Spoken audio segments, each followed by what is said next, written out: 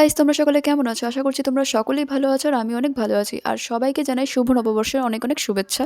আজকে নববর্ষের সাথে ছিল চড়ক পূজা। তো প্রথমবার লাইফে মানে আমি ছোট থেকে বড় হয়েছি কিন্তু আমি একবারও চড়ক পূজা যাইনি। তো আজকে প্রথম গিয়েছিলাম। আর লাইফে প্রথমবার আমি চড়ক পূজা দেখতে গিয়েছিলাম, কিন্তু যা আজ এক্সপিরিয়েন্স হলো, সত্যি ওই দৃশ্যটা এখনও আমার চোখে ভাসছিল। তো যাই হোক, আমরা বেশিক্ষণ আর পরে থাকিনি, ওয়েদারটাও খারাপ হয়ে আসছিল। তো পুরো ভিডিওটা দেখো, তাহলেই বুঝতে পারবে যে কী হয়েছিল।